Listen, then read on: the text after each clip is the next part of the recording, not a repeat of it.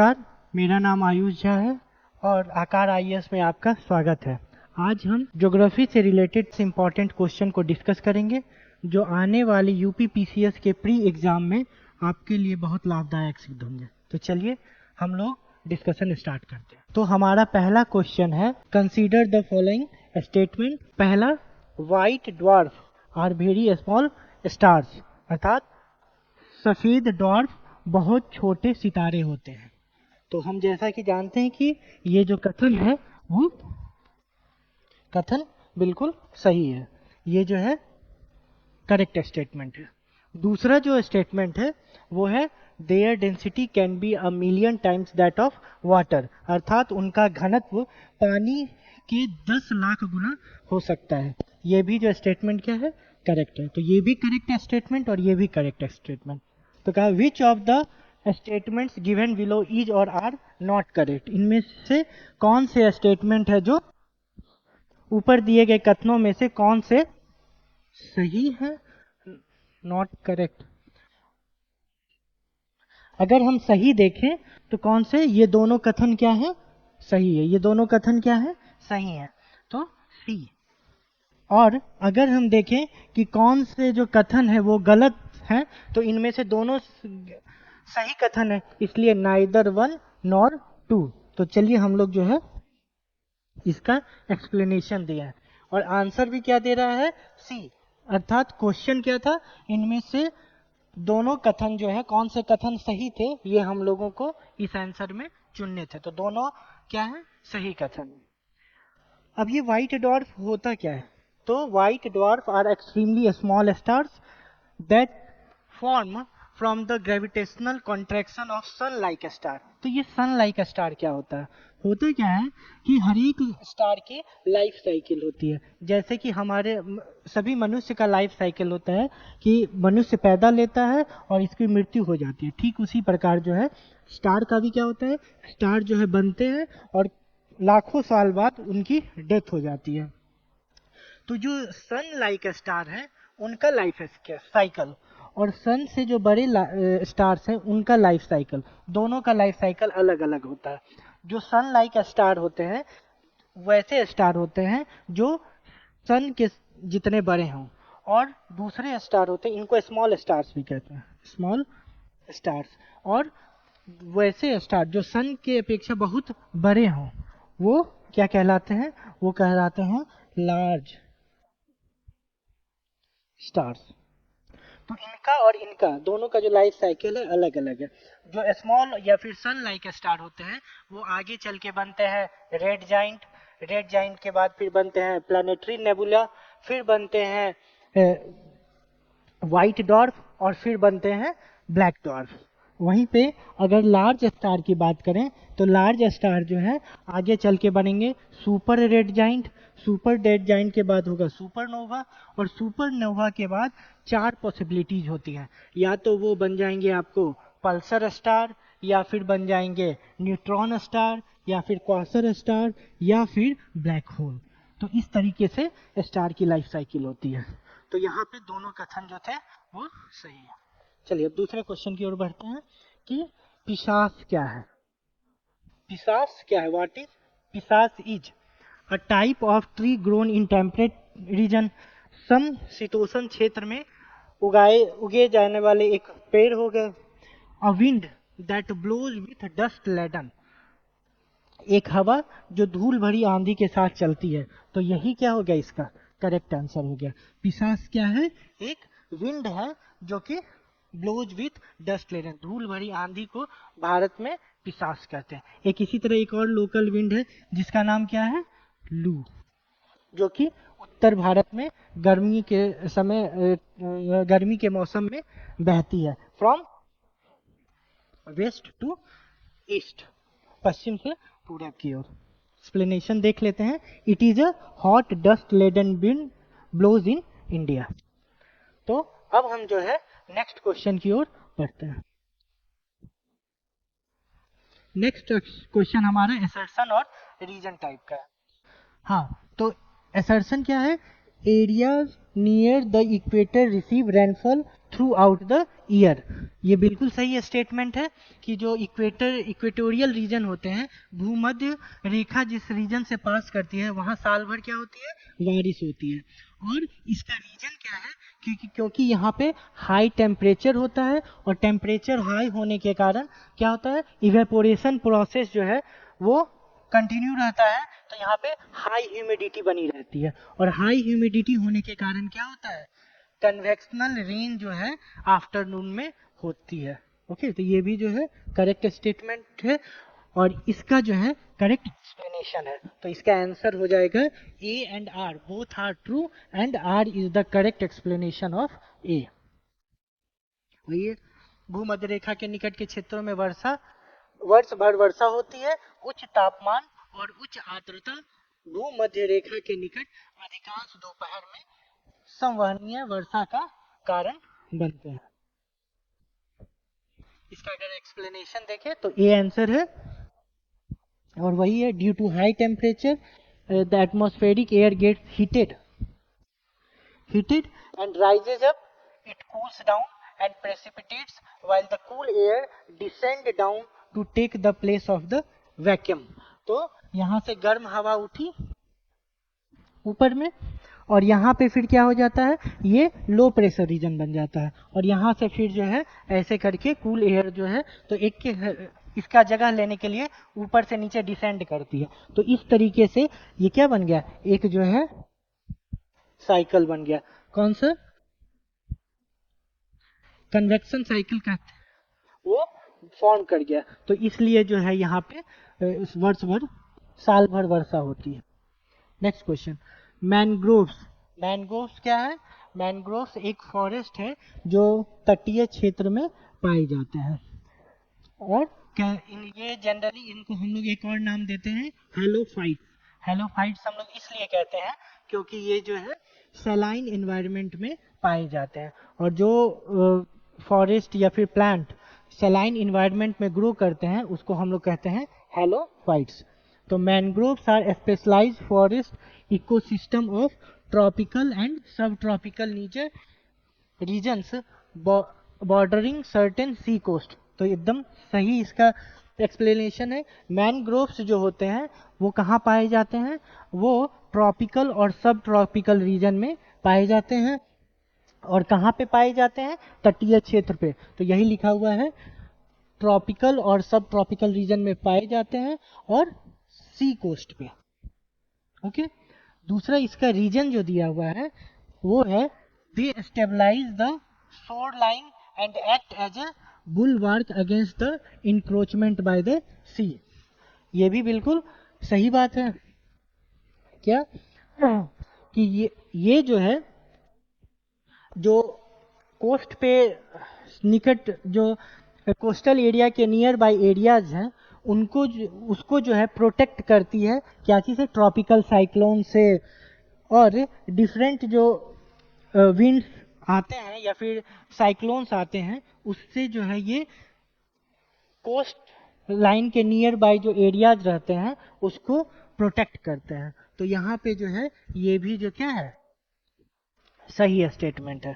तो अगर हम हिंदी में देखें तो मैनग्रोव उष्णकटिबंधीय और उपोष्ण कटिबंधीय क्षेत्रों के कुछ समुद्री तटों की सीमा के विशिष्ट वन पारिस्थितिकी तंत्र हैं।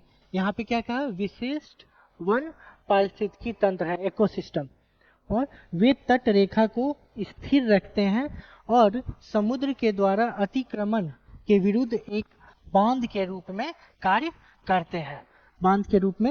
करते हैं। तो इसका आंसर क्या है, ए। ठीक है, जो हमारा रीजन है वो क्या कर रहा है, वो एक्सप्लेन कर रहा है एक के जो स्टेटमेंट था। Both the statement are correct and reason is correctly explained. चलिए अगला जो क्वेश्चन है वो है, सिबोक गोला pass has been built by. सिबोक गोला पास ये कहाँ है, ये है वेस्ट बंगाल में, और तीस्ता रिवर के द्वारा जो है ये बनाया जाता है। तो देखते हैं ऑप्शन क्या है, पहला इंदस रिवर और दूसरा क्या है, तीस्ता रिवर। तो ये सही है, ये क्या है, सही है। इसका आंसर क्या है? बी। बी, सिबोक गोला दर्रा तीस्ता नदी द्वारा निर्मित किया जाता है। अगला प्रश्न देखते हैं, तो ये क्या है? Match the following. पहला है planet farthest from the sun. Planet वैसा ग्रह जो दूर, ये सन से बहुत सबसे ज्यादा दूर स्थित है, तो वो कौन सा है? नेपच्यून। उसके बाद है largest planet of the solar system, अर्थात सौरमंडल का सबसे बड़ा ग्रह, वो कौन सा है? Jupiter. Planet second from the sun in the solar system. Solar system में टोटल कितने ग्रह हैं? 8 ग्रह हैं। तो ये पूछ रहा है कि दूसरे नंबर का ग्रह कौन सा है, तो वो कौन सा क्या है? वीनस। और जो लास्ट है planet nearest to the sun. Planet nearest to the sun कौन सा है? वैसे वो कौन सा ग्रह सूर्य के सबसे नजदीक है, तो वो कौन सा है? मरकरी अर्थात बुध। तो ये हो गया बुध, शनि, बृहस्पति, और ये हो गया वरुण। ओके, तो आंसर अगर हम देखें तो ए का 4, 3 का बी, और ये हो गया हमारा डी, और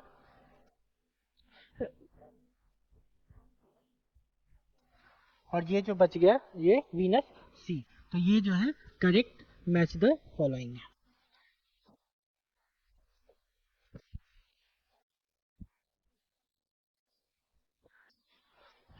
आगे क्या है? Consider the following. पहला सैंड, फिर ट्रॉपिकल एवरग्रीन फॉरेस्ट, फिर ट्रॉपिकल डिसीडियस फॉरेस्ट, फिर सोनो। रेत, उष्ण कटिबंधीय सदाबहार वन, उष्ण कटिबंधीय पर्णपाती वन, और बर्फ। क्या स्टेटमेंट है? The correct sequence in decreasing order of albedo values. Albedo मूल्यों के आधार पे जो है इसको हमको ज्यादा से कम, ज्यादा से कम क्या करना है? फ्रॉम डिक्रीजिंग ऑर्डर, ज्यादा से कम में अरेंज करना है। तो एल्वेडो वैल्यूज सबसे ज्यादा किसका होता है? सबसे पहले हम जान लेते हैं कि एल्वेडो वैल्यूज क्या होता है। जब सूर्य की किरणें पृथ्वी पर गिरती है तो some part of the sun insolation और radiations are absorbed and rest of those are reflected back. मतलब जब सूर्य की किरणें वस्तुओं पे गिरती है तो कुछ जो है वस्तु द्वारा एब्जॉर्ब कर लिया जाता है और कुछ रिफ्लेक्ट कर दिया जाता है। तो जो ये रिफ्लेक्टिंग जो पार्ट होता है उसी को हम लोग क्या कहते हैं? अल्बेडो। कौन वस्तु, जो वस्तु सबसे ज्यादा रिफ्लेक्ट करेगा सनरेज को, उसको हम लोग कहेंगे उसकी अल्बेडो वैल्यूज क्या है? ज्यादा है। तो यहाँ पे सबसे ज्यादा किसका होता है? स्नो का, तो ये 1 नंबर। उसके बाद सैंड, फिर ट्रॉपिकल, डिसीडियस, और लास्ट में एवरग्रीन। तो हम लोग देखेंगे तो कौन सा आ गया? 4, 1, 3, 4, 4, 1, 4, 1, 4, 1 यहाँ आया, और उसके बाद फिर आएगा 3, फिर आया 3, और उसके बाद फिर आया 2। 4, 1, 3, 2। सबसे कम होगा हमारा ट्रॉपिकल ग्रीन फॉरेस्ट का। तो अब ये दोनों तो हमें समझ में, स्नो और सैंड का कैसे जो है सबसे ज्यादा अल्बेडो वैल्यू है। लेकिन अगर सीडियस फॉरेस्ट और एवरग्रीन फॉरेस्ट की बात आए तो ये नहीं समझ में आ रहा होगा कि इसका अल्बेडो वैल्यू कैसे याद रखें। तो डिसीडियस फॉरेस्ट कैसे होते हैं? जो मतलब वर्ष भर में एक बार जो है अपने पत्ते को क्या करते हैं? गिरा देते हैं। तो इनकी जो सनलाइट की एब्जॉर्प्शन की जो कैपेसिटी होगी वो क्या होती है? कम होती है in respect of evergreen forest, क्योंकि सालों भर क्या रहती है? ग्रीन, सदाबहार वन, होल ईयर जो है ये ग्रीन रहता है। तो इसलिए जो है इसका जो एब्जॉर्प्शन कैपेसिटी है वो ज़्यादा होगा in respect to tropical deciduous forest, अर्थात ये जो है ट्रॉपिकल एवरग्रीन फॉरेस्ट कम जो है सन रेडिएशन को रिफ्लेक्ट करेगा in respect to tropical deciduous forest. तो इसीलिए इसका आंसर क्या हो जाएगा? बी। चलिए तो हम लोग नेक्स्ट क्वेश्चन डिस्कस करते हैं, वो है which one of the following is not a lagoon, इनमें से कौन जो है लैगून नहीं है। लैगून क्या होता है? When a part of water body is separated from large water bodies, तो उसको हम लोग क्या कहते हैं? लैगून कहते हैं। जैसे में समुद्र में एक छोटा पार्ट सेपरेट हो जाता है बाय द सैंड बार या फिर बैरियर रीफ से, तो हम उसको क्या कहते हैं? लैगून कहते हैं। लैगून इंडिया में बहुत जगह पाई जाती है, जैसे कि चिल्का झील लेक हो गया, पुलकित लेक हो गया, ये सब क्या है? लैगून है। तो अब हम लोग ऑप्शन देखते हैं। तो पहला है अष्टामुडी लेक, ये लैगून है। चिल्का लेक ये भी लैगून है। वहीं लोकटक लेक ये क्या है? ये लैगून नहीं है, ये मणिपुर में पाया जाता है। और वहीं पुलकित लेक जो है ये आंध्र प्रदेश और तमिलनाडु के बॉर्डर पे पाया जाता है। लोकटक लेक जो मणिपुर में पाया जाता है, यहाँ की एक खास बात है, यहाँ पे एक केबुल लामजो नेशनल पार्क भी पाया जाता है, जहाँ के पे एक खास प्रकार का हिरन पाया जाता है जिसे हम लोग कहते हैं डांसिंग हिरन या फिर डांसिंग डियर, और उसका जो वहाँ लोकल नाम है वो है संगाई डियर। ओके, तो आंसर हम अभी इस क्वेश्चन का देखते हैं। तो इस क्वेश्चन का आंसर क्या है? C, Loktak lake. अब हम नेक्स्ट क्वेश्चन की ओर बढ़ते हैं। The amount of moisture in the atmosphere is related to latitude. ठीक है, ये असर्शन है। अगर हम देखें वातावरण में नमी की मात्रा अक्षांश से संबंधित है, तो ये क्या है? ये करेक्ट स्टेटमेंट है। दूसरा क्या है कि the capacity to hold moisture in the form of water vapour is related to temperature, और ये भी क्या है? ये भी सही स्टेटमेंट है, और ये जो स्टेटमेंट है वो इसको जो है करेक्टली एक्सप्लेन कर रहा है। तो अगर सेकेंड हम लोग स्टेटमेंट देख, पहला है वातावरण में नमी की मात्रा अक्षांश से संबंधित है, नमी धारण करने की क्षमता तापमान से संबंधित जल वाष्प का रूप है। मतलब ये भी स्टेटमेंट सही है, ये भी स्टेटमेंट सही है, और ये स्टेटमेंट इसको करेक्टली एक्सप्लेन कर रहा है। तो इसका रीजन आंसर क्या हो जाएगा? इसका आंसर ए हो जाएगा। अब एक्सप्लेनेशन देख लें। तो the amount of moisture in the atmosphere is related to latitude because the temperature depends upon the latitude and capacity to hold moisture is related to temperature। तो अब बात होती है कि टेम्परेचर जो है वो लैटिट्यूड पे कैसे डिपेंड करता है। हम लोग जानते हैं कि हमारी पृथ्वी क्या है? 23.5 डिग्री इंक्लाइंड है। क्या है? 23.5 डिग्री इंक्लाइंड है।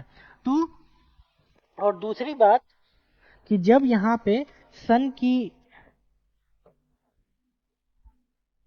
यहाँ पे रेडिएशन आता है, तो ओवर द इक्वेटर सन का रेडिएशन कैसे पड़ता है?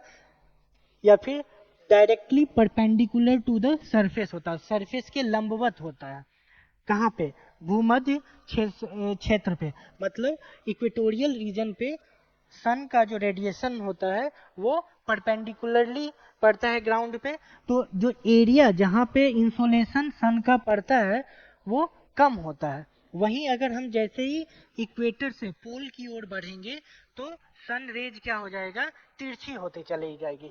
तो तिरछी होने के कारण क्या है कि सेम अमाउंट ऑफ इंसोलेशन जो है अब ज्यादा एरिया कवर कर रहा है। तो इसके कारण क्या हो जा रहा है कि वहां पे ताप जो है वो कम हो जा रहा है, वो जो एनर्जी है वो डिस्ट्रीब्यूट हो जा रही है लार्जर एरिया में।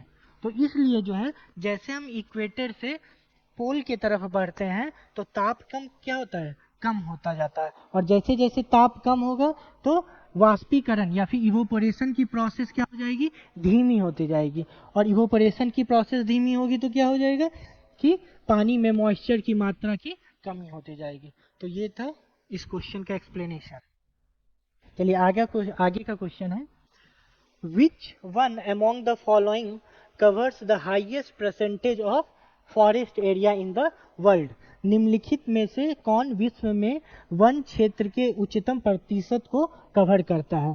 तो इसका जो है टेम्परेट कॉनिफेरस फॉरेस्ट सही आंसर है।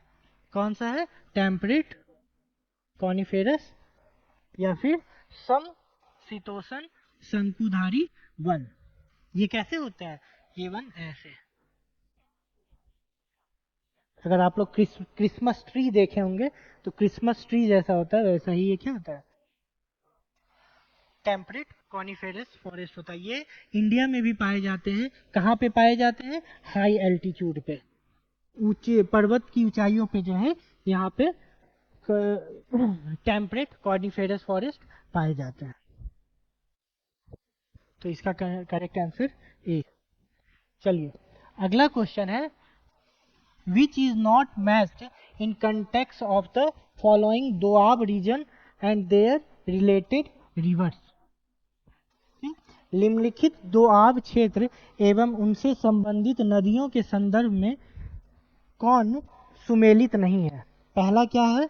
बिस्ट दोआब, ब्यास और सतलज। मतलब हमें ये बताना है कि इनमें से कौन सा दोआब किस दो नदियों के बीच में बसा हुआ है।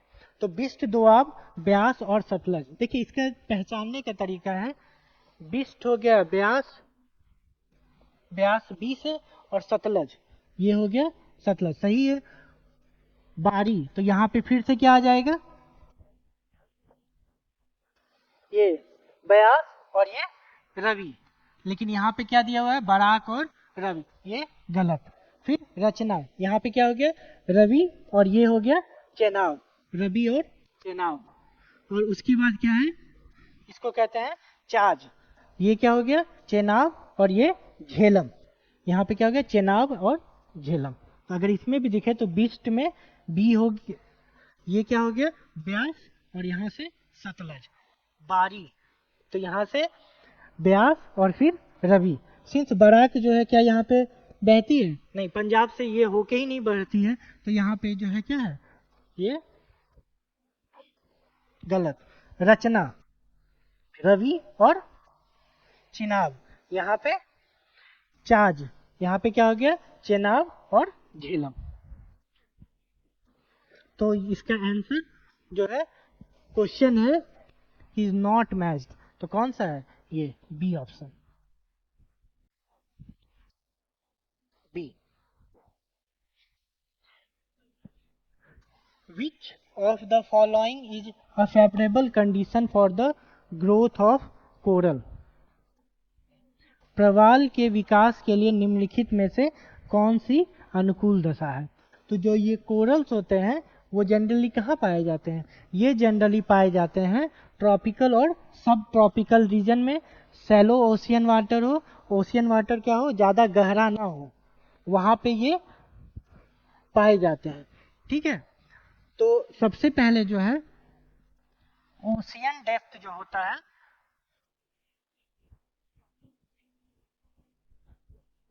Ocean depth of more than 100 metres, salinity of ocean water more than 35%,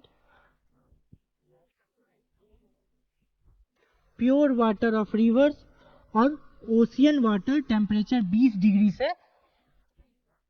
22 degree Celsius. तो ये हमारा क्या हो गया? ये हमारा हो गया करेक्ट। ऐसे कहीं कहीं पे जो है 18 डिग्री सेल्सियस, 22 डिग्री सेल्सियस भी मिलता है। तो ये क्या हो गया? ये जो है इसका करेक्ट आंसर हो गया।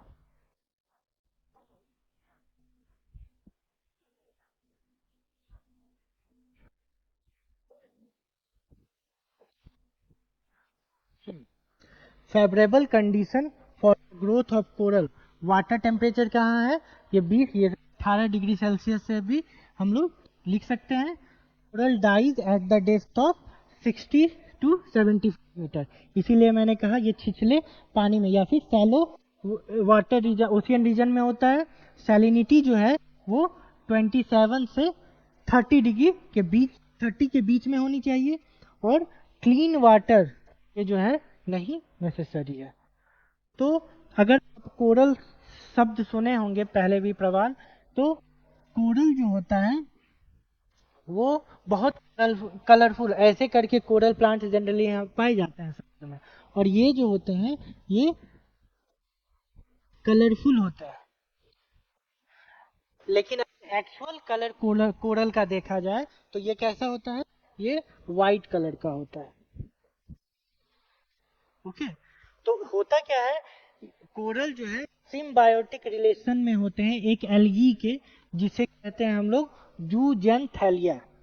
जूजेनथैलिया जो है एल्गी का नाम है, और वही जो है कोरल को क्या देता है, कलर देता है। और सिम्बायोटिक रिलेशन का मतलब क्या होता है, मतलब ये होता है कि कोरल जो है उसको हेल्प करता है, और जो जूजेनथैलिया एल्गी है वो कोरल को हेल्प करते हैं। तो जूजेनथैलिया जो होता है एल्गी होते हैं वो कोरल को फूड बना के देते हैं, और कोरल जो है उसे प्रोटेक्ट करता है फ्रॉम द सी ऑर्गेनिज्म, जैसे मछलियों से उनको प्रोटेक्ट करता है। दूसरा, वो जो है सिंस ये ग्राउंड से ऊपर पे रहता है, समुद्र तल से ऊपर पे रहता है, तो यहाँ पे उनको सनलाइट जो है आसानी से मिल जाती है खाना बनाने के लिए।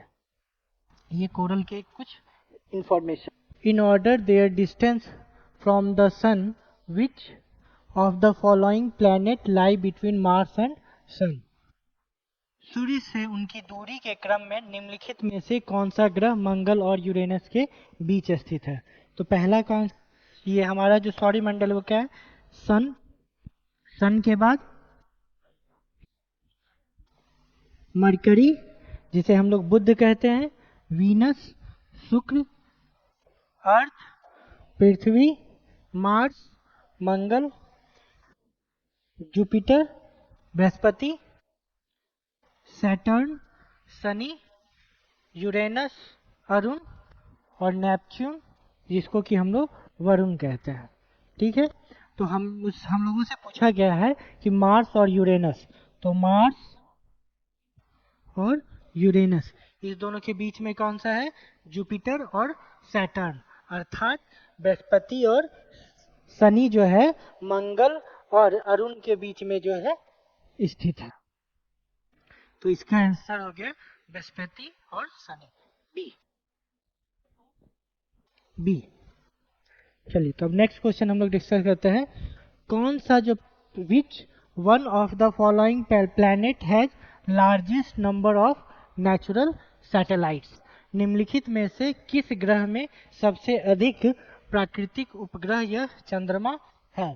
तो पहला इसका आंसर जो ऑप्शन दिया हुआ है वो है जुपिटर, मार्स, सैटर्न और वीनस। तो इसका जो है करेक्ट आंसर है सैटर्न। सैटर्न के बाद अर्थात शनि, शनि के पास क्या है, सबसे ज्यादा नेचुरल सैटेलाइट है, प्राकृतिक उपग्रह है। उसके बाद फिर नंबर आता है किसका, बृहस्पति का। मार्स पे जो है दो जो है उपग्रह पाए जाते हैं, फोबोस और डिमोस। और उसके बाद जो आता है वो आता है वीनस। वीनस और बुध, मतलब शुक्र और बुध दो ऐसे ग्रह हैं जिसका कोई अपना प्राकृतिक उपग्रह नहीं है। तो इसका आंसर क्या होगा, Saturn. C, Saturn has maximum moon accounting to कितना है 83, और जुपिटर का उसके बाद 80। चलिए आगे है कि if a tropical rain forest is removed it does not regenerate quickly as compared to a tropical deciduous forest. This is because, अगर हिंदी में पढ़ें तो यदि एक उष्ण कटिबंधीय वर्षा वन हटा दिया जाता है तो यह उष्ण कटिबंधीय पर्णपाती वन की तुलना में जल्दी से पुनः उत्पन्न नहीं हो सकता है। यह है क्योंकि, ऑप्शन पढ़ने से पहले हम लोग कुछ इसके बारे में जान लेते हैं। ये जो उष्ण कटिबंधीय वर्षा वन है, यहाँ कहाँ पाए गए? Tropical region. ट्रॉपिकल रीजन कहाँ से शुरू होता है? 0 डिग्री टू 30 डिग्री। ये कैसा हो गया हमारा? ट्रॉपिकल रीजन, उष्ण कटिबंधीय जोन। अब ये जो हमारा है उष्णकटिबंधीय वर्षा वन, ये कहाँ पे पाया जाता है? ये वैसी जगह पे पाया जाता है जहाँ पे साल भर क्या हो? वर्षा होती हो। तो जैसे कि हमारा वेस्टर्न घाट, ये भी क्या है? ट्रॉपिकल एवरग्रीन फॉरेस्ट है, यहाँ पे वेस्टर्न घाट पे पाया जाता है। अब साल भर वर्षा होने के कारण क्या होती है? यहाँ पे लीचिंग प्रोसेस होता है, निष्छालन की प्रक्रिया होती है, जिसके कारण क्या होता है? पानी में जो घुल सॉल्युबल एलिमेंट्स होते हैं, सॉल्ट होते हैं सॉइल में प्रेजेंट, वे उसमें क्या करते हैं? घुल जाते हैं और बह जाते हैं। तो इसलिए क्या होता है? वहाँ पे निष्छालन होता है या फिर लीचिंग होता है। दूसरा, वहाँ पे जो है कटाव की, अपर्दन की भी समस्या होती है।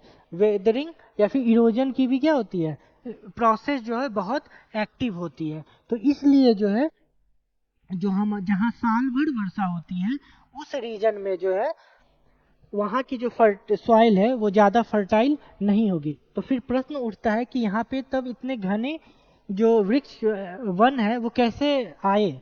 होता क्या है कि वृक्षों से पत्ते गिरते हैं और ये पत्ते जो है सड़ जाते हैं और गल जाते हैं और एक ह्यूमस का मतलब कि सॉइल की जो फर्टिलिटी है उसको बढ़ा देते हैं। और अगर हम जो है वन को काट देते हैं तो ये पत्ते क्या होंगे? ये अवेलेबल नहीं होंगे, ये पत्ते वहाँ पे नहीं मिलेंगे जो कि गलेंगे वर्षा में और खाद का काम करेंगे। तो इसीलिए जो है अगर हम उष्णकटिबंधीय वर्षा वन को यदि काट देंगे तो यहाँ पे पत्ते नहीं बचेंगे जो कि वहाँ की फर्टिलिटी को बढ़ा सके, और इसलिए एक बार जब वन कट जाते हैं तो फिर दोबारा उग नहीं पाते हैं। तो इसलिए अब चलिए हम देखते हैं कि क्या क्या ऑप्शन दिया हुआ है। वर्षा वन की मिट्टी पोषक तत्वों की कमी होती है, तो यही क्या है? करेक्ट आंसर है। एक वर्षा वन में पेड़ों के प्रसार की खराब व्यवस्था है। वर्षा वन प्रजातियां धीमी गति से बढ़ रही हैं। ये भी विदेशी प्रजातियां वर्षा वन की उपजाऊ मिट्टी पर आक्रमण करती हैं, ये भी गलत है। अगर इंग्लिश में देखें, the soil of rain forest is deficient in nutrient, ये सही है। क्यों? क्योंकि यहाँ पे लीचिंग और इरोजन प्रोसेस के कारण यहाँ की सॉइल जो है फर्टिलिटी लूज कर चुकी है। Propagals of the trees in rainforest have poor viability, ये भी गलत। The rainforest species are slow growing. Exotic species invade the fertile soil of rainforest, ये भी गलत है। तो करेक्ट आंसर इसका है ए। चलिए, तो अगला क्वेश्चन है, a layer in earth's atmosphere called ionosphere facilitates radio communication why. पहला, द प्रेजेंस ऑफ ओजोन, ये जो ओजोन है ये कहाँ? कभी भी आयनोस्फेयर नहीं, ये स्ट्रेटोस्फेयर में पाया जाता है। Cause the reflection of radio waves to the earth, और ये जो है रिफ्लेक्शन कभी नहीं करता है। रिफ्लेक्शन क्या करते हैं? आयन से जो है रेडियो वेव जो है वो रिफ्लेक्ट होती है, ना कि ओजोन से। तो पहला जो स्टेटमेंट इस आधार पे गलत हो गया कि पहले तो ओजोन ही नहीं पाया जाता आयनोस्फेयर में, ओजोन पाया जाता है ट्रोपोस्फेयर में, और रेडियो वेव का जो परावर्तन या फिर रिफ्लेक्शन होता है वो किससे होता है? वो आयन से होता है, ना कि ओजोन से। तो ये दोनों स्टेटमेंट क्या है? ये जो स्टेटमेंट है पहला वो गलत है। दूसरा स्टेटमेंट क्या है? Radio waves have a very long wavelength, radio waves का जो वेवलेंथ होता है बहुत बड़ा होता है, ये क्या है? सही है। ठीक है, अगर हिंदी में यही देखना चाहें हम तो पृथ्वी के वायुमंडल में एक परत जिसे आयन मंडल कहते हैं रेडियो संचार की सुविधा प्रदान करती है, क्योंकि पहला, ओजोन की उपस्थिति के कारण रेडियो तरंगों का पृथ्वी पर परावर्तन होता है। जैसे ही ओजोन कहा तो ये क्या हो गया? गलत हो गया, और परावर्तन जो है ये भी गलत हो गया क्योंकि ये किससे? आयन से होता है। और दूसरा स्टेटमेंट है रेडियो तरंगों की तरंग दैर्ध्य बहुत लंबी होती है। तो यह क्या हो गया, इसका जो वेवलेंथ होता है वो बहुत लॉन्ग होता है। तो यहाँ पे जो है हमारा कौन सा हुआ, केवल दूसरा, ओनली टू, ओनली केवल दो, तो आंसर बी है।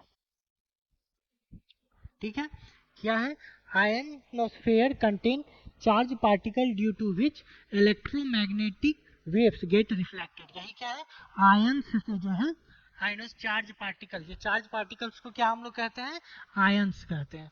और ये चार्ज पार्टिकल फॉर्म कैसे होते हैं आयनोस्फेयर में, तो यहाँ पे प्रेजेंट गैस मॉलिक्यूल्स जो है वो सन रेज को एब्जॉर्ब कर लेते हैं, और इलेक्ट्रॉन्स जो होते हैं वो एक्साइटेड आफ्टर एब्जॉर्बिंग फोटोन्स, वो क्या हो जाते हैं, एक्साइटेड होके बाहर निकल आते हैं। तो इसलिए जो है आयंस का फॉर्मेशन होता है आयोनोस्फेयर में, और इसी से इसका नाम भी क्या पड़ा, आयंस के कारण ही इसका नाम पड़ा आयोनोस्फेयर।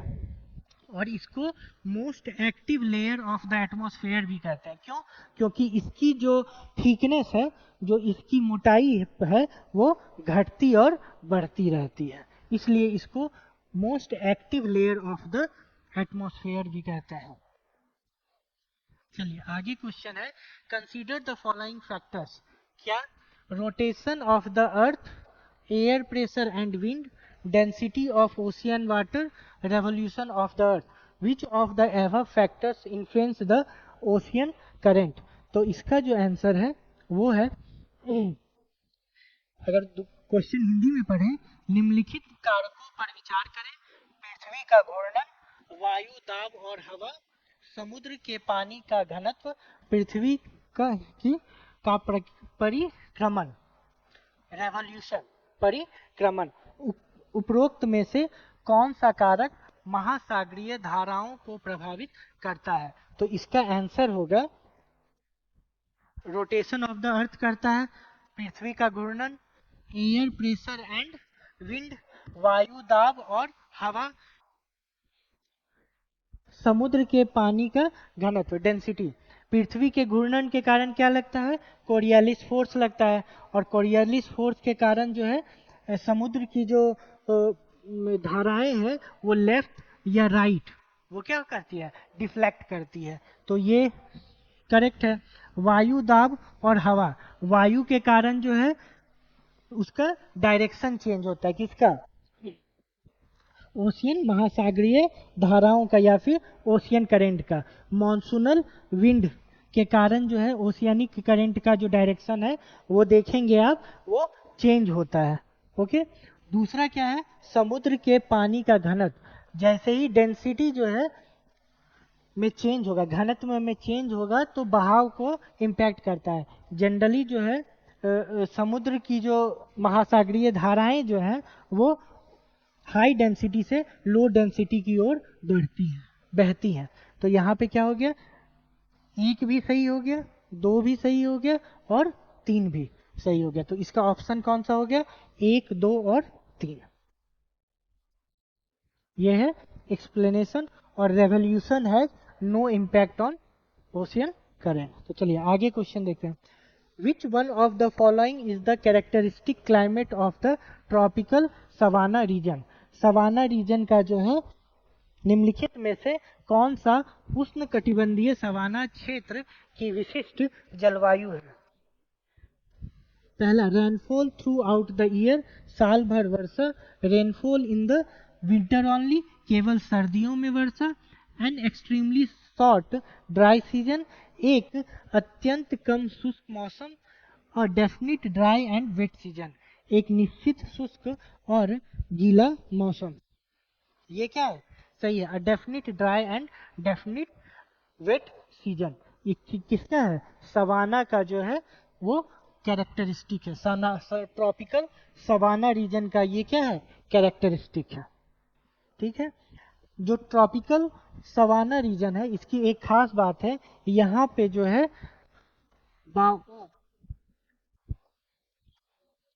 इस नाम का जो है एक वृक्ष पाया जाता है जो बहुत डिफरेंट टाइप का जिसका लुक है, तना जो है क्या होता है इसका, बहुत मोटा होता है, और ऊपर का जो है जहाँ ब्रांचेस निकलते हैं वो बहुत छोटे एरिया में होता है। जैसे इसका शेप मोटा तना रहेगा और यहाँ पे ऐसे ऐसे करके जो है तना जो है निकला रहेगा।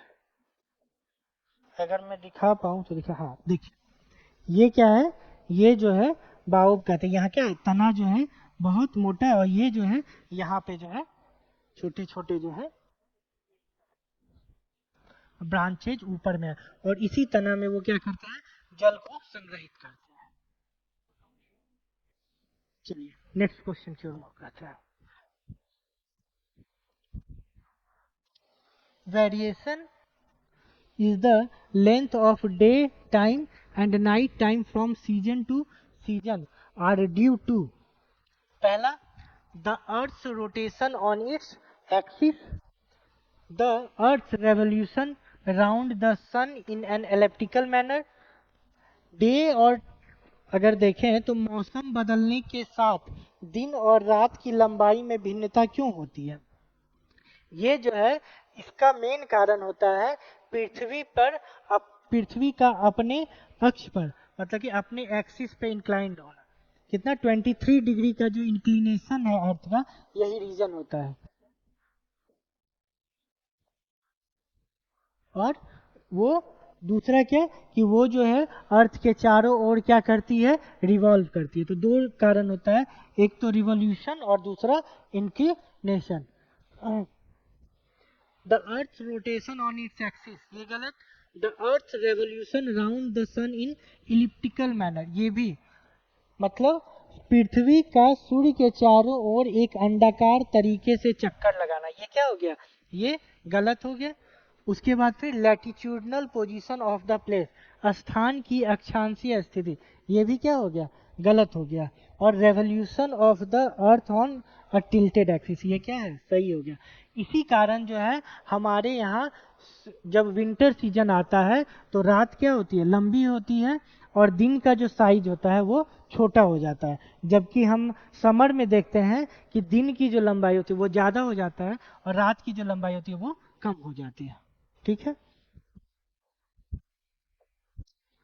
उसके बाद है the most important fishing ground of the world are found in the region where, विश्व के सर्वाधिक महत्वपूर्ण मत्स्य मैदान उन क्षेत्रों में पाए जाते हैं। कहाँ पाए जाते हैं, जहाँ पर कोल्ड करंट, ओशियानिक करंट और वार्म ओशियानिक करंट आपस में आकर मिलते हैं, वहाँ पे क्या होते हैं, सबसे ज्यादा मत्स्य मैदान पाए जाते हैं। क्यों पाए जाते हैं, क्योंकि वो जो है प्लैंकटॉन्स के ग्रो, क्या होते हैं, प्लैंकटॉन,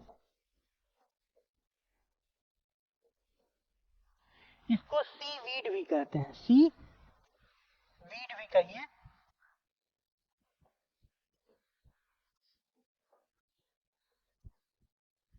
सी वीड भी कहिएगा तो होता है। तो प्लैंकटॉन जो है इसके ग्रो करने के लिए फेवरेबल कंडीशन जो होता है वो कहाँ पाया जाता है, जहाँ पे गर्म समुद्री धाराएं और ठंडी समुद्री धाराएं आपस में आकर मिलती है। और सिंस यहाँ पे प्लैंकटॉन ज़्यादा पाए जाएंगे तो इसको खाने के लिए मछलियाँ भी ज़्यादा पाई जाएंगी। ठीक है, तो ये इसीलिए जहाँ पे ये दोनों धाराएं आपस में मिलेंगी वहाँ पे जो है इम्पॉर्टेंट फिशिंग ग्राउंड डेवलप्ड होगा, क्योंकि वहाँ पे प्लैंकटन ज़्यादा मात्रा में पाए जाएंगे। तो ऑप्शन देखते हैं, warm and cold atmospheric current, ये क्या है, एटमॉस्फेरिक, तो ये क्या हो गया, गलत हो गया। River drain out large amount of fresh water, इसका कोई रिलेशन नहीं। Warm and cold oceanic current meet, तो ये क्या हो गया, सही ऑप्शन हो गया। तो जैसे कि ग्रैंड बैंक जो है, क्या है, ग्रैंड बैंक, ये क्या है, ये फेमस जो है, ये उत्तरी अमेरिका में पाया जाता है। ये क्या है, ग्रैंड बैंक, यहाँ पे बहुत इंपॉर्टेंट फिशिंग ग्राउंड है। ठीक है, the mixing of warm and cold current in the region where planktons are found is food for fish, the temperature is just right for them to survive, the temperature is just right for growth of fish food called fish food called planktons. यही explanation. चलिए next question. If you see toward the sky in fair weather and the cloud are here and there like cauliflower. अगर कोई cloud cauliflower अर्थात फूल गोभी की तरह अगर आपको दिखते हुए मिले तो तुरंत आप जान लीजिए कि वो कैसा क्लाउड है। क्यूम्यूलस। कैसा है? क्यूम्यूलस। Sudden you saw an aeroplane disappear in cloud and after some time the region in which you were watching cloud experienced very low precipitation than these clouds are। यदि आप साफ मौसम में आकाश की ओर देखते हैं और बादल फूल गोभी की तरह इधर उधर घूम रहे होते हैं, अचानक आपने एक हवाई जहाज को बादलों में गायब होते देखा और कुछ समय बाद जिस क्षेत्र में आप बादल देख रहे थे वहां बहुत कम वर्षा होती है। तो ये बादल हैं पक्षाव मेघ, स्तरी मेघ, कपासी मेघ, वर्षा मेघ। तो आंसर क्या होगा? कपासी मेघ। कपासी मेघ एक और होता है रुई की तरह। क्या? रुई की तरह जो है ये मेघ दिखते हैं। हम लोग जब स्कूल में लैंडस्केप बनाते थे और जो बादल हम लोग ड्रॉ करते थे वो जनरली क्या होता है? क्यूम्यूलस या फिर कपासी मेघ ही होते हैं। अगर हम लोग जो है बादल का टाइप ऑफ क्लाउड्स अगर देखना चाहे तो क्लाउड्स का जो वर्गीकरण है, क्लासिफिकेशन है, on the basis of height किया गया। जो क्लाउड जिस हाइट पे पाई जाते हैं उसी आधार पे उसका वर्गीकरण किया गया है। तो जो सबसे ऊपर पाए जाते हैं उसे कहते हैं हम लोग सीरस, दूसरा एल्ट्रो और तीसरा जो होता है वो होता है स्ट्रेटस।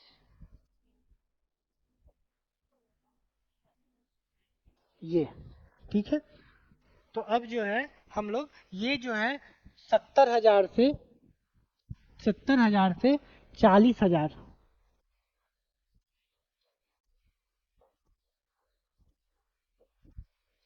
फीट के ऊंचाई पे पाए जाते हैं। ये जो है 40,000 से 20,000 फीट की ऊंचाई पे 40,000 से 7,000 फीट की ऊंचाई पे पाए जाते हैं और ये जो है 7,000 फीट से कम की ऊंचाई पर पाए जाएंगे। आगे tides occur in the oceans and sea. Next question. Tides occur in the ocean and seas due to which among the following? Gravitational force of the sun, gravitational force of the moon, centrifugal force of the earth। अगर हिंदी में पढ़े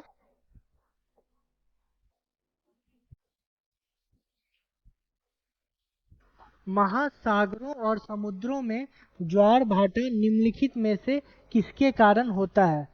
सूर्य का गुरुत्वीय बल, चंद्रमा का गुरुत्वाकर्षण बल, पृथ्वी का अपकेंद्री बल।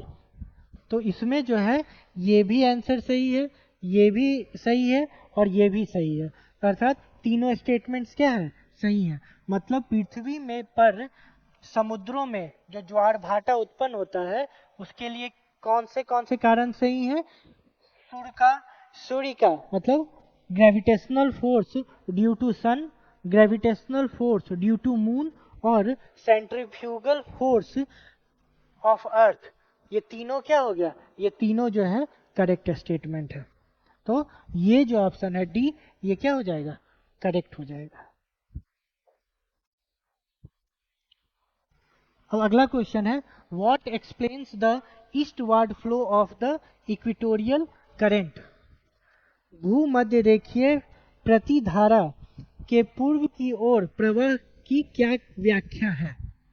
तो ये किस लिए होता है? ये होता है because of the rotation of the earth. तो इसका पहला कारण क्या है? The earth's rotation on its axis, convergence of the two equatorial currents, ये गलत। इसके कारण क्या होगा? इक्वेटोरियल करंट, ये जो है हमारा, अगर ये इक्वेटर है और यहाँ पे क्या है 30 डिग्री नॉर्थ है और यहाँ पे 30 डिग्री साउथ है, तो अगर हम देखते हैं तो जो ट्रेड विंड है वो किधर, इधर की ओर मूव करती है और इधर की ओर, मतलब जो हमारा नॉर्दर्न हेमिस्फेयर है उधर जो है ये नॉर्थ ईस्ट से साउथ वेस्ट की तरफ मूव करती है, जबकि जो हमारा साउदर्न हेमिस्फीयर है उधर जो ट्रेंड विंड है वो साउथ वेस्ट से साउथ ईस्ट से नॉर्थ वेस्ट की तरफ मूव करती है। तो यहाँ पे जो अगर जो है इसके कारण जो है हमारा काउंटर करंट अगर फ्लो करता है तो वो इधर फ्लो करता है। ये किधर, कौन सा डायरेक्शन हो गया? ये डायरेक्शन हो गया हमारा वेस्ट, तो ये भी क्या है, गलत है। दूसरा क्या हो गया? Difference in salinity of water, ये भी क्या हो गया, गलत हो गया। और अकरेंस ऑफ बेल्ट ऑफ काम नियर द इक्वेटर, ये भी क्या हो गया, गलत हो गया। भूमध्य रेखीय प्रतिधारा के पूर्व की ओर प्रवाह की क्या व्याख्या है? अपनी धुरी पर पृथ्वी का घूर्णन, ये सही है। दो भूमध्य रेखीय धाराओं का अभिसरण, ये गलत। पानी की लवणता में अंतर, गलत। भूमध्य रेखा के पास शांत पेटी की घटना, ये भी गलत। तो इसका आंसर क्या हो गया, ए।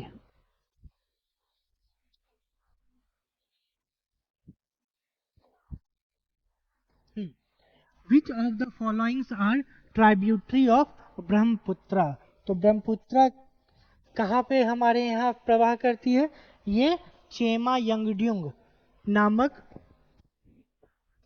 ग्लेशियर से निकलती है और तिब्बत में बहते हुए नामचा वड़वा के पास ये 90 डिग्री का टर्न लेती है और अरुणाचल प्रदेश, भारत के अरुणाचल प्रदेश से बहती हुई भारत में घुसती है और उसके बाद फिर ये असम से फ्लो होते होते बंगाल की खाड़ी में चली जाती है और पद्मा नामक रिवर में जाके ये मिल जाती है। ठीक है, तो अब इसमें क्वेश्चन पूछा गया है कि which of the following are the tributaries of Brahmaputra? Dibang, Kameng, Lohit. अगर देखा जाए तो प्रश्न है कि ब्रह्मपुत्रा नदी की सहायक नदी कौन कौन सी है? दिव्यांग, कामेंग या फिर लोहित। तो ये तीनों क्या है, ये तीनों जो है ब्रह्मपुत्रा की सहायक नदी है। चलिए आगे की ओर बढ़ते हैं। निम्न, ये सेम क्वेश्चन है, निम्नलिखित में से कौन ब्रह्मपुत्र की सहायक नदी है? दिबांग, कामेंग, लोहित। तो ये कौन सी थी, तीनों। हाँ, the equator passes through which of the following group of country? Equator किससे किससे पास करती है? तो अगर हम देखें तो साउथ अमेरिका के इक्वाडोर, कोलंबिया और ब्राजील। जब हम लोग अफ्रीका में आते हैं तो Gabon, Congo, democratic Republic of Congo, DC democratic Republic of Congo, उसके बाद फिर युगांडा, उसके बाद फिर केनिया, मालदीव से पास करती है, सोमालिया से पास करती है, इंडोनेशिया से पास करती है और किरबाती से पास करती है। तो देखते हैं हम लोग इसमें क्या क्या है। Brazil, Sudan, Maldives. सूडान से नहीं पास करती है बल्कि सोमालिया से अफ्रीका में पास करती है। सूडान यहाँ भी गलत हो गया, लेकिन इक्वाडोर और सोमालिया ये सही हो गया। ये दोनों सही है लेकिन ये गलत है, तो ये गलत हो गया। Indonesia, Singapore, Hong Kong. तो सिंगापुर और हांगकांग से नहीं पास करती है। कहाँ से पास करती है? मालदीव से सही है, केनिया से सही है, युगांडा से सही है। तो ये हमारा डी ऑप्शन क्या हो गया, सही हो गया। In the given option, the equator passes through all the three countries: Maldives, Kenya, Uganda.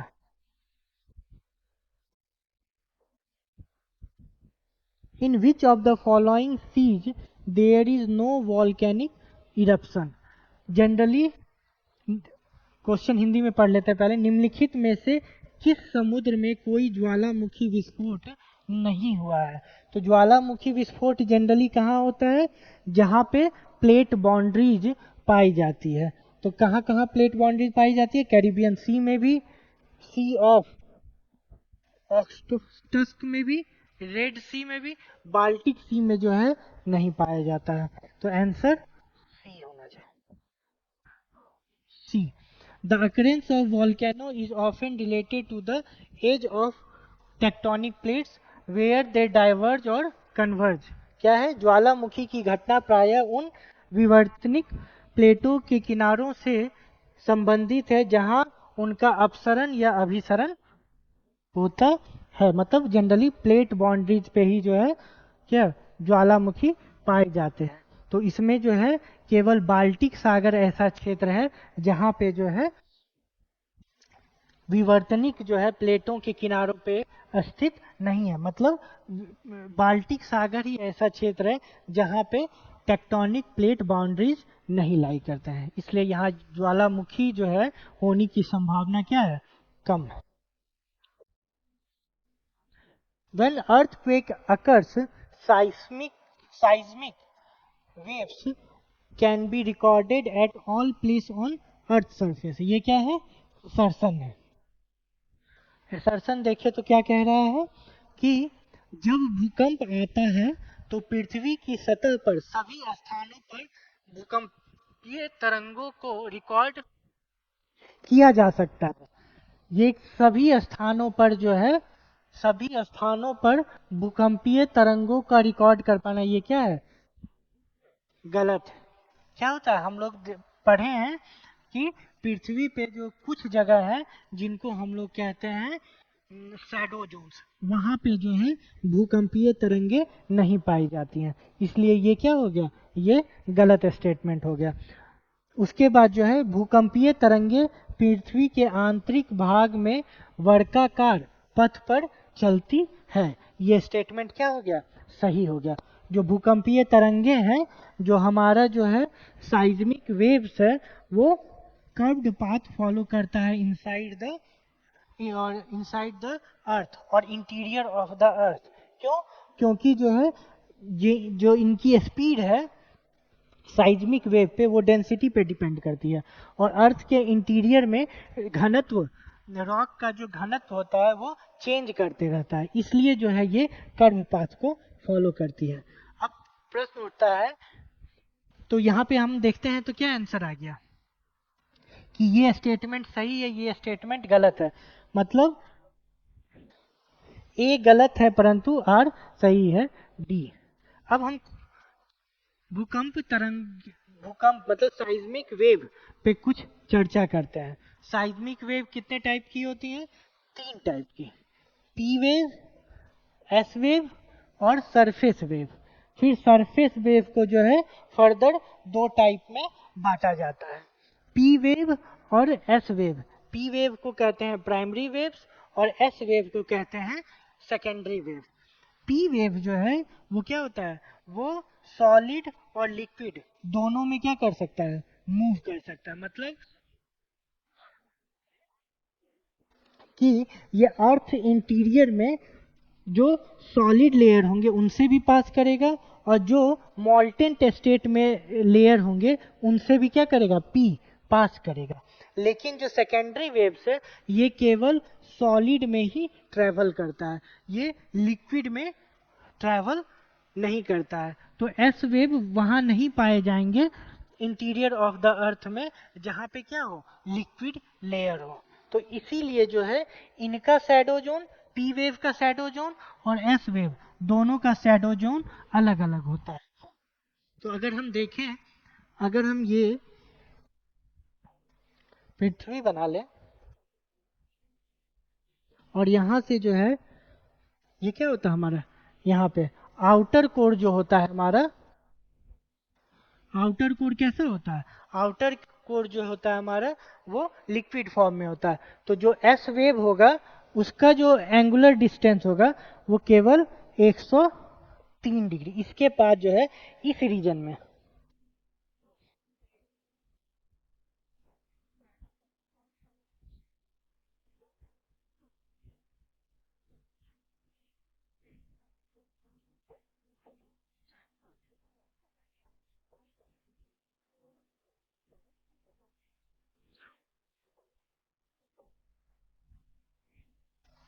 ये जो रीजन है यहाँ जो है ये पूरा क्या हो जाएगा ऐसे करके, ये सरफेस ऑफ द अर्थ है। तो यहाँ पे एस वेव जो है, कौन सा एस वेव, इस रीजन में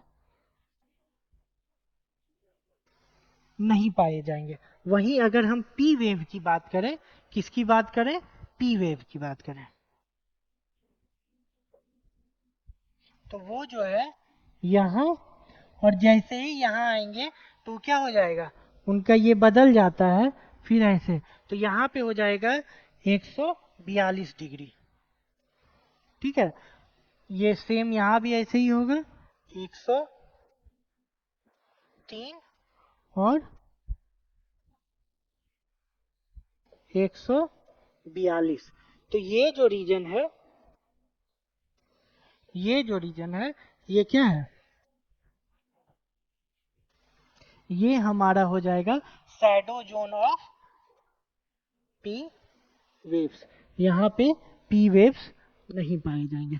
पी वेव्स ये हो गया एस वेव का शैडो जोन 103, और यहाँ से 103 से 180 इस रीजन में, और 103 से फिर 180 इस रीजन में। ये यहाँ पे क्या हो गया, ये हो गया एस वेव का शैडो जोन। वहीं पे हम पी वेव का शैडो जोन पाए देखने जाए तो वो हो जाएगा 103 से 142 डिग्री। इस एंगुलर डिस्टेंस में जो है हमारा पी वेव्स नहीं पाया जाएगा। ठीक है, तो ये कहलाता है शैडो जोन। और ये जो कर्व पाथ है ये क्या है, कर्व पाथ जो है ये फॉर्म क्यों करता है, ये होता है क्योंकि डेंसिटी ऑफ द अर्थ जो है जैसे इंटीरियर जाते हैं तो चेंज होते जाता है। चलिए, तो नेक्स्ट क्वेश्चन की ओर अब हम लोग बैठते हैं। तो नेक्स्ट क्वेश्चन है कि the Dravidian rock system are abundantly found in the peninsular region of India।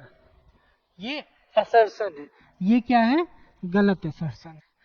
Dravidian rock system जो है ये क्या है, ये जियोलॉजिकल बेसिस पे, जियोलॉजिकल एज के हिसाब से अर्थ में फाइंड किए जाने वाले रॉक्स को जो है हम डिफरेंट कैटेगरी में बांटते हैं। उसमें से एक कैटेगरी कौन सा है, द्रविडियन रॉक का।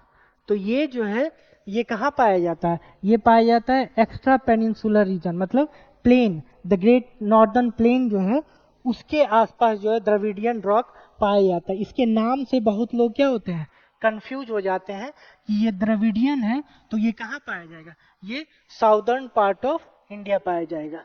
तो इसलिए ये स्टेटमेंट जो है गलत है कि ये पेनिनसुलर में पाए। The rocks belonging to the Dravidian system content abundant fossil, ये क्या है, ये सही स्टेटमेंट है। अगर इसी को हम हिंदी में पढ़ें तो क्या पढ़ेंगे, द्रविड़ क्रम की चट्टानें बड़ी मात्रा में भारत के प्रायद्वीपीय क्षेत्र में पाई जाती है। ओके, तो ये क्या हो गया, द्रविड़ है और यहाँ पे कहाँ कह दिया, प्रायद्वीपीय, जबकि ये कहाँ पाया जाता है, northern part of the India.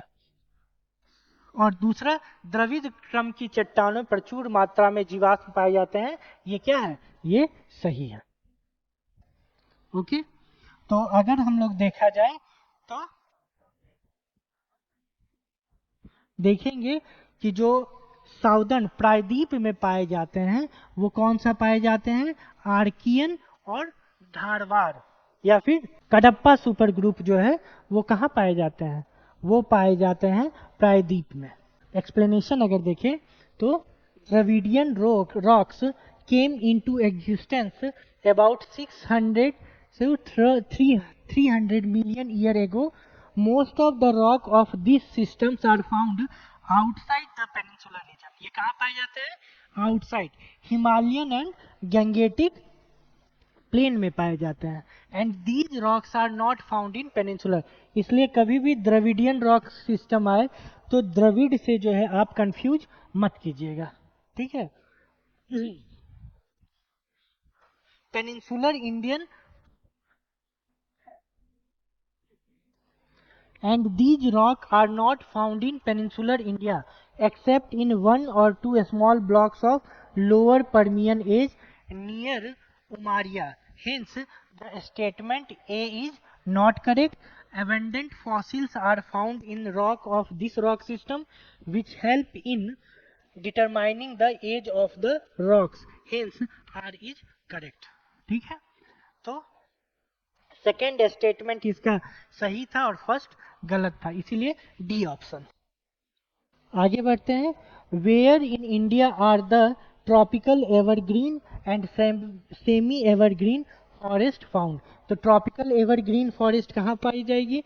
जहाँ पे वर्षा बहुत ज़्यादा होगी। तो इसका रीजन कहाँ कहाँ है? वेस्टर्न घाट, ये भी सही है। Hills of the north eastern, ये भी सही है। अंडमान एंड निकोबार आइलैंड, ये भी सही है। तो आंसर क्या होगा? All of these, D answer जो है वो सही है। Consider the following statement regarding mangroves forest found in India. Mangroves forest के बारे में पहले भी क्वेश्चन में मैंने, पिछले क्वेश्चन में भी मैंने बताया है कि मैनग्रोव फॉरेस्ट कहाँ पाए जाते हैं? तो तटीय इलाके में, जहाँ पे नदियों का पानी कहाँ? समुद्र पानी में मिलता है। अगर हम अक्षांश की बात करते हैं तो ये जनरली 24 डिग्री नॉर्थ से 38 डिग्री साउथ, इस रीजन में जो है मैनग्रोव्स वे फॉरेस्ट जो है जनरली पाए जाते हैं। ओके, और मैंग्रोव्स जो पेड़ होते हैं वो कैसे एनवायरनमेंट में जनरली ग्रो करते हैं? तो सैलाइन एनवायरनमेंट में ग्रो करते हैं। तो इसीलिए इनको क्या कहा जाता है? हेलोफाइट्स भी बोला जाता है।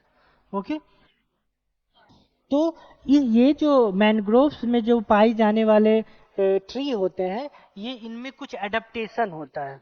तो वो क्या क्या होता है एडेप्टेशन? पहला एडेप्टेशन होता है इनके रूट में, इनके रूट को, स्पेशल टाइप के रूट को हम लोग क्या कहते हैं? न्यूमेटोफोर्स। दूसरा चीज क्या होता है कि इनके जो पत्ते होते हैं वो गद्देदार होते हैं, जहाँ पे ये फ्रेश वाटर को क्या करते हैं? स्टोर करते हैं। तीसरी खास बात होती है कि जो इनके बीज होते हैं वो जो है जर्मिनेट होने के बाद ही जो है वो, मतलब जर्मिनेट करने का मतलब अंकुरित होने के बाद ही पृथ्वी पर गिरते हैं। ठीक है, तो इसीलिए इसको क्या कहते हैं? We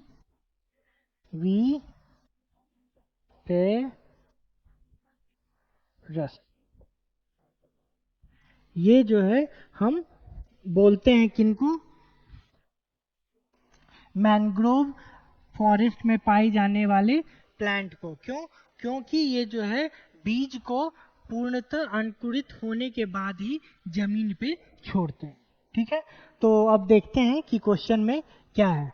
they can only grow in tropical and सब ट्रॉपिकल इंटर टाइडल रीजन। तो सही बात है, ट्रॉपिकल और सब ट्रॉपिकल रीजन में भी पाए जाते हैं। और किस क्षेत्र में? ट्रॉपिकल और सब ट्रॉपिकल के किस क्षेत्र में पाए जाते हैं? तो इंटर टाइडल क्षेत्र में पाए जाते हैं।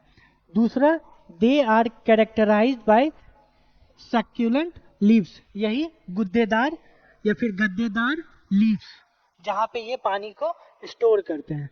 और अब इंडिया में ये कहाँ कहाँ पाए जाते हैं? In India west Bengal has the highest cover of mangroves. ये क्या है? अगर एक पैच में देखा जाए मैनग्रोव वृक्ष कहाँ सबसे पाए जाते हैं, तो वो है सुंदरवन में। और सुंदरवन कहाँ पे है?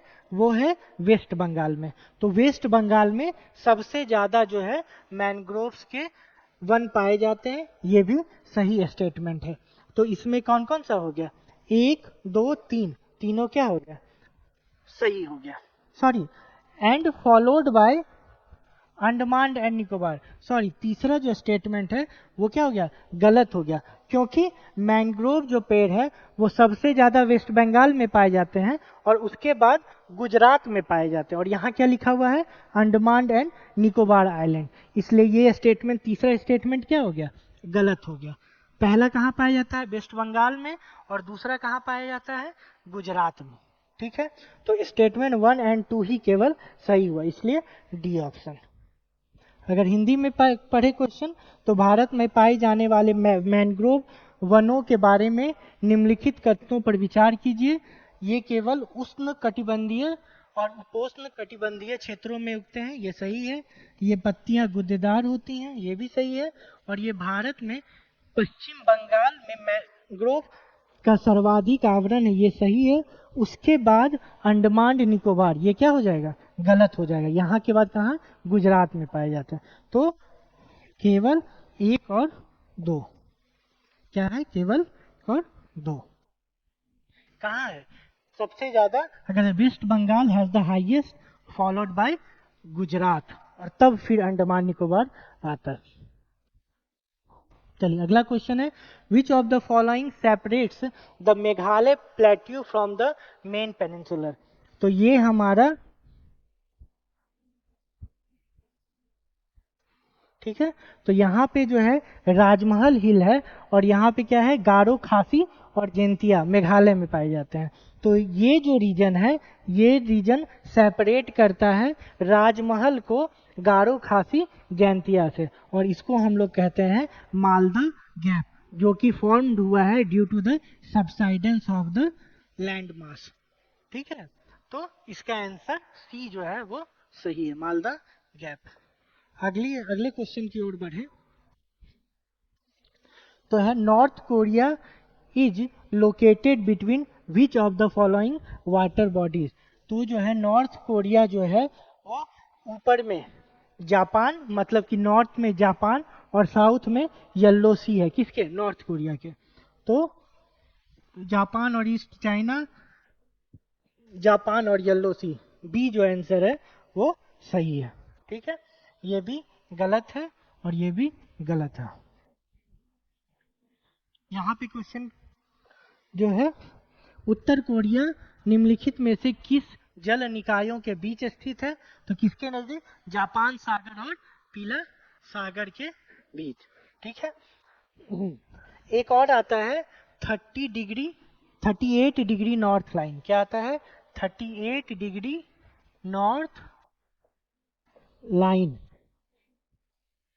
ये क्या है, ये जो है लैटिट्यूड लाइन है। ये क्या है, और ये किसको सेपरेट करता है, ये सेपरेट करता है आपको नॉर्थ कोरिया और साउथ कोरिया को, इसीलिए इसको 38 डिग्री नॉर्थ लाइन भी कहते हैं। चलिए अगले प्रश्न की ओर, in general latitude is the deciding factor of amount of moisture in the, इसको ऐसा क्वेश्चन पहले भी हम लोग डिस्कस कर चुके हैं कि जो हमारा इक्वेटोरियल रीजन होता है वहाँ पे सनलाइट जो है डायरेक्ट परपेंडिकुलर जो होते हैं वो most of the period of year, मतलब कि जनरली जो है सर हमारे, ये सन जो है हमारी सर के ऊपर होता है, इसलिए जो सूर्य की किरणें हैं वे पृथ्वी पे लंबवत गिरती हैं, इसलिए इसलिए सन का जो इंसोलेशन है वो एक स्मॉल एरिया में कंसंट्रेटेड होता है, इसलिए इक्वेटोरियल रीजन का टेम्परेचर क्या होता है, ज़्यादा होता है, और टेम्परेचर ज़्यादा होगा तो वहाँ पे वाष्पीकरण की प्रक्रिया भी जो है हाई होगी, मतलब कि रेट ऑफ इवोपोरेशन भी जो है वो ज़्यादा होगा, और रेट ऑफ इवोपोरेशन ज़्यादा होगा तो moisture content in the atmosphere भी ज़्यादा होगा। क्यों, क्योंकि बारिश भी होगी वहाँ पे बहुत ज़्यादा। In general, latitude is the deciding factor for the amount of moisture in the atmosphere. ये सही है, और जैसे हम इक्वेटर से पोल की ओर जाएंगे तो सूर्य की किरणें क्या होंगी, तिरछे होती जाएंगी, तिरछे होने से क्या करेगा, क्या होगा, सेम इंसोलेशन जो है अब वो लार्जर सरफेस एरिया को कवर करेगा, तो इससे उसका धरती को तापने की जो कैपेसिटी होती है, गर्म करने की जो कैपेसिटी होती है सन रेज की, वो कम हो जाएगी। तो इसीलिए ज़्यादा टेम्परेचर नहीं होगा, टेम्परेचर ज़्यादा नहीं होगा तो रेट ऑफ इवोपरेशन मतलब कि वाष्पीकरण की प्रक्रिया क्या होगी, मध्यम हो जाएगी, स्लो हो जाएगी, मंद। और यहाँ पे जो है वाष्प जो है, मॉइस्चर जो है एटमॉस्फेयर में कम पाए जाएंगे। It is the temperature that provides the ability to keep the moisture in the form of water vapour. तो ए भी सही स्टेटमेंट है, बी भी सही स्टेटमेंट है, और सेकंड बी जो स्टेटमेंट है वो ए का सही एक्सप्लेनेशन भी कर रहा है। तो इसका ऑप्शन ए जो है वो सही होगा। चलिए अगले क्वेश्चन की ओर बढ़ते हैं कि which of the following is or are characteristic of shadow zone in ocean. अभी हम लोग साइस्मिक या साइज्मिक शैडो जोन की बात किए थे, अब यहाँ पे कह रहा है ओशियन शैडो जोन के बारे में। तो ओशियनिक शैडो जोन वैसे शैडो जोन है जहाँ पे कई करोड़ों वर्ष तो नहीं कहेंगे, लेकिन कई लाखों वर्ष, हजारों वर्ष से जो है पानी की जो जिस लेयर में बना हुआ।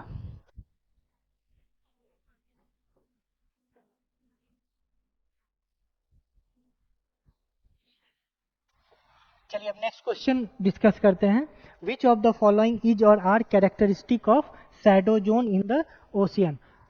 मतलब अभी हम लोगों ने डिस्कस किया था shadow zone of seismic wave, और अब यहाँ पे आया है शैडो जोन ऑफ ओशियन। तो शैडो जोन ओशियन वो क्षेत्र होते हैं जहाँ पे कई वर्षों से पानी स्टैग्नेंट अवस्था में बने हुए हैं, मतलब कि स्थिर है उस जोन में, कई हजारों वर्षों से वहीं पे वो पानी बने हुए हैं, ना वहाँ से वो पानी हटे हैं, ना कोई नया पानी उस क्षेत्र में गया है। तो उस वैसे क्षेत्र को हम लोग क्या कहते हैं, शैडो जोन। और ये कहाँ पाए जाते हैं, ये नॉर्थ अटलांटिक ओशियन में भी और कहीं कहीं इंडियन ओशियन में भी पाए जाते हैं। तो ऐसे जो क्षेत्र हैं ओशियन में वो ऑक्सीजन डेफिशिएंट जोन, ये सही है। Oldest water of the ocean है, ये भी सही है। और stagnant water between rising current, ये भी सही है। तो इसका आंसर क्या हो गया, all of these. According to recent research paper, it has been found that there is a shadow zone about 2 kilometers below the surface of the Indian and Pacific Ocean. हाल के एक शोध में पता चला है, यह पाया गया है कि हिंद और प्रशांत महासागर की सतह से लगभग 2 किलोमीटर नीचे एक शैडो जोन है। चलिए आगे क्या है question, which one among the following statement is not correct. कौन इसमें से सही नहीं है।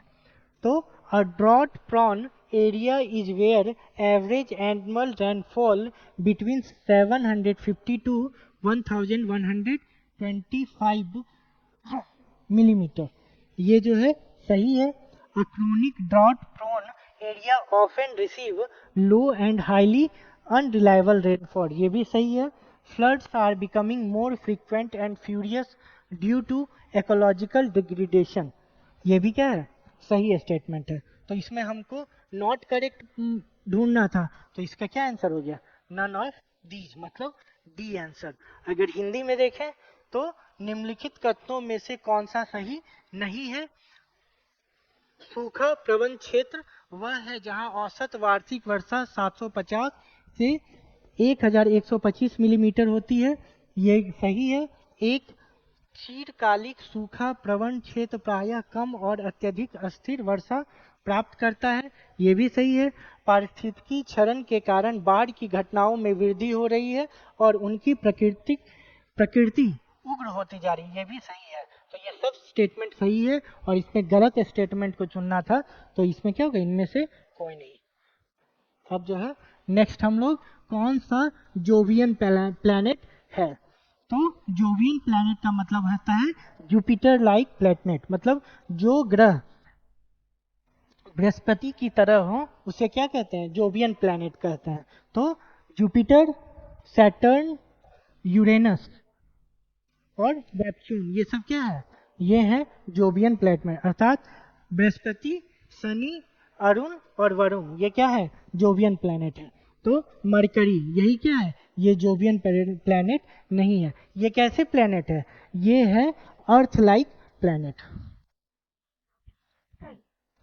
तो इसका आंसर होगा ए, टेरेस्ट्रियल प्लैनेट। टेरेस्ट्रियल प्लैनेट किसको कहते हैं? जो कि अर्थ लाइक प्लैनेट हो, मतलब सॉलिड हो, जिनका डेंसिटी क्या हो, ज्यादा हो, वैसे प्लैनेट क्या होते हैं? Terrestrial planet. और जोवियन प्लैनेट कैसे होते हैं? जो मेड अप ऑफ गैसियस हो, जिसके चारों ओर रिंग पाए जाते हो, ऐसे प्लैनेट को क्या कहते हैं जनरली में? Jupiter planet. इसका डेंसिटी भी क्या होता है? कम होता है। उसके बाद विच of the following is not correctly match? Steppe, ये क्या है? ये है घास का मैदान, और ये क्षेत्र है, किस रीजन में पाए जाते हैं? तो स्टेपी यूरेशियन, ये सही है। पार्कलैंड साउथ अफ्रीका, ये भी क्या है? सही है। वेल्ड ऑस्ट्रेलिया, ये गलत है। ऑस्ट्रेलिया में क्या पाया जाता है? कौन सा घास का मैदान पाया जाता है? डाउन। और लानोस वेनेजुएला, ये सही है। तो इसका आंसर क्या है? सी। तो C, major grassland and related tropical grassland, savanna, East Africa, campos, Brazil, Uruguay और Argentina. Parkland South Africa, selvas Amazon basin में, ठीक है। और जो होता है टेम्परेट ग्रासलैंड है, वो पाए जाते हैं प्रेरीज अमेरिका में, पंपास अर्जेंटीना में, वेल्ड साउथ अफ्रीका में, डाउन्स जो कि हम लोग देखे थे ऑस्ट्रेलिया में दे दिया था, कौन सा? वेल्ड। और वेल्ड कहाँ पाया जाता है? साउथ अफ्रीका में पाया जाता है, इसलिए वो गलत हो गया था। और स्टेपीज ईस्ट यूरोप और सेंट्रल एशिया में, जो कि यूरेशिया कहलाता है। Which stream is known as black current? Black current किसे कहते हैं? क्यूरोसियो को। किसे? क्यूरोसिया धारा को कैसा धारा कहते हैं? Black current. ब्लैक करेंट इसको इसलिए कहते हैं क्योंकि इसका जो कलर होता है वो डीप ब्लू कलर होता है, इसलिए इसको क्या कहते हैं? Black currant. किसको? क्यूरोसिया। ये कहाँ पे बहता है? ये जापान के पास, जापान के ईस्टर्न कोस्ट से होके गुजरता है। अगला क्वेश्चन है, consider the following statement. Okay, these are flaky rocks, परतदार रॉक्स हैं। दे लैक फासिल, इसमें जीवाश्म नहीं होते हैं। These are the most important rocks from economic point of views, मतलब इन रॉकों में बहुत सारे जो है खनिज पाए जाते हैं। तो ये जो नेचर है, ये जनरली फ्लैकी रॉक्स होंगे। तो वो कैसे होते हैं? कायांतरित रॉक या फिर मेटामॉर्फिक रॉक होंगे, ठीक है। और वो लैक ऑफ फॉसिल्स है, मतलब ये प्री कैम्ब्रियन एरा के रॉक होंगे, आर्कियन। ओके। और दूसरा जो है खनिज ज्यादा होगा, तो ये कैसे कहाँ पे पाए जाएंगे? ये धारवाड़, कहाँ?